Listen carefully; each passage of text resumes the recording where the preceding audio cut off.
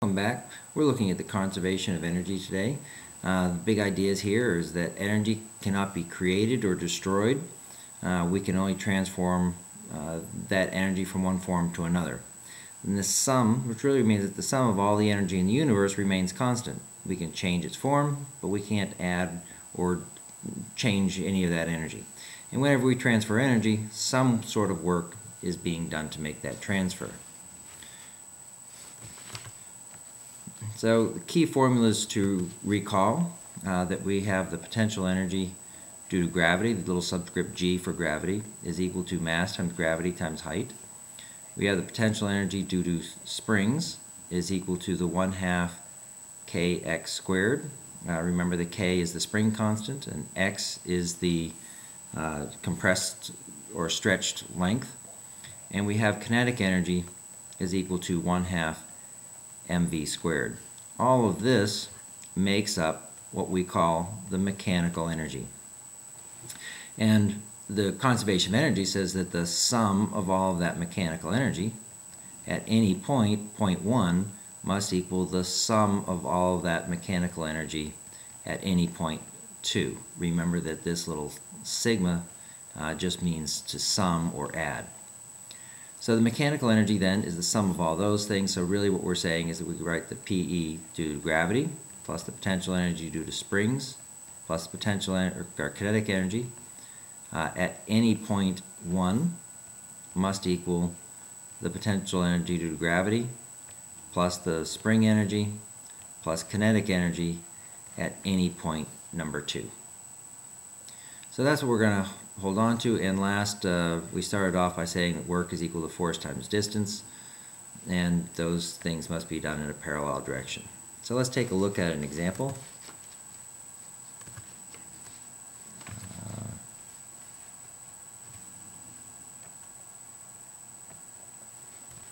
Okay, so here we have a boulder sitting up here on the edge of a cliff, has an initial velocity of 0, mass of 100.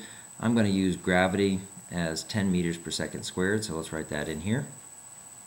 So if we start off at the top, we want to find out, what is the potential and kinetic energy here? What is the potential and kinetic energy just as it hits the ground? And also we could say, well, let's find the velocity down here also. So we want to start at the top and work our way down. So at the top, we have the potential energy is equal to mass times gravity times height. So we have mass of 100 kilograms times gravity of 10 meters per second squared times our height of 50 meters. And if we crunch that through, we get a potential energy of 50,000 joules. Our kinetic energy, again, is 1/2 mv squared. Well, the v is 0, so the kinetic energy is 0. And the total mechanical energy, as we just saw in the last slide, is then the sum of the potential plus the kinetic energies, which is potential energy of 50,000 plus 0 is equal to the 50,000 joules. So again, the conservation of energy is saying that this total amount of energy is going to remain the same everywhere as that boulder falls. So as it starts to fall, it's losing potential energy, but gaining kinetic energy. So we're losing potential energy and gaining kinetic energy. So by the time we get to here, the potential energy now is mgh, which is now mass of 100 kilograms,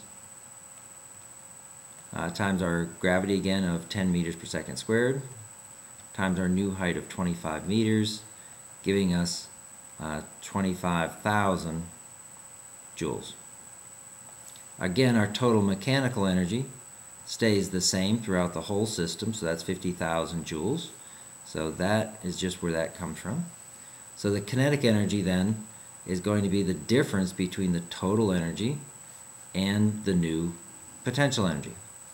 So we have 50,000 joules minus the 25,000 joules, giving us 25,000 joules. Okay, so at halfway, half that potential has been converted into kinetic energy. By the time we get to the bottom, there is no height, so mgh, but h is equal to 0, so the potential energy equals 0. And again, the mechanical energy stays the same of 50,000 joules. All right, that doesn't change. So then the kinetic energy is going to be the total mechanical energy minus the potential energy, which stays at then the 50,000. So your kinetic energy equals 50,000 joules. Okay, and then we can take that and solve for the velocity at that point, taking the kinetic energy formula, and so the velocity then becomes 2 times the kinetic energy over your mass. And substituting those values in, 2 times 50,000 divided by a mass of 100 comes out to 31.6 meters per second. So let's take a look at one more example.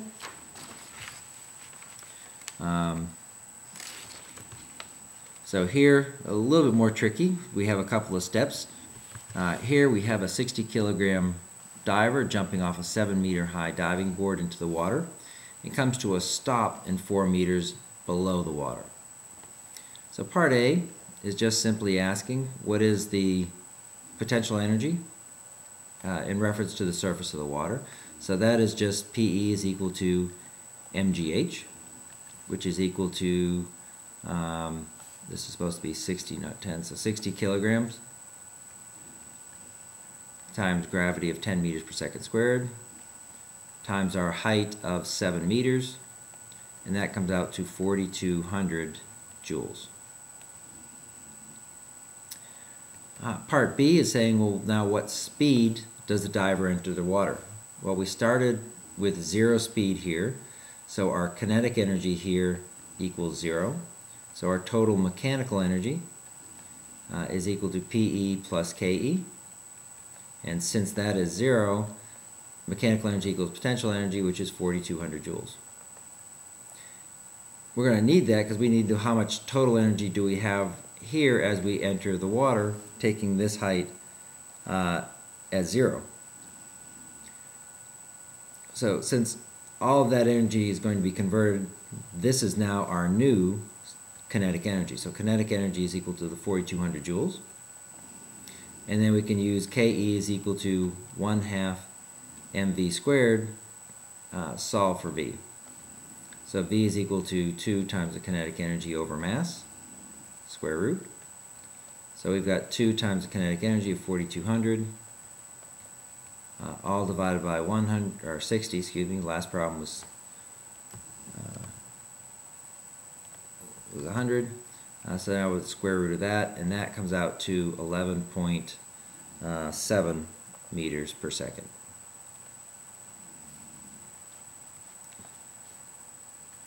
Now part C then says, what's the average force in the water that brings the diver to a stop?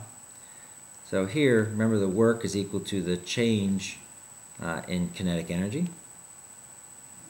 And here it's really the change in the total energy. And remember, work is force times distance. And that's going to be changing all of our energy. We're going to convert all of our energy. But now we're taking our new reference height. So we're not going to use this height of 0. We're going to take this as our new height. And the total amount of energy we have up here, from here to here, is going to be that total potential energy. So PE is equal to mass times gravity times height. And we're going from a speed of 0 to a speed of 0. So really it's going to be the change in this potential energy. So that becomes now a mass of 60 kilograms times gravity of 10 meters per second squared times our height of now 7 plus 4 meters. And that comes out to 6,600 joules. So force times distance is equal to 6,600 joules. So the force then, or the average force, becomes 6,600 joules divided by the distance of 4 meters, because that's where we come to a stop.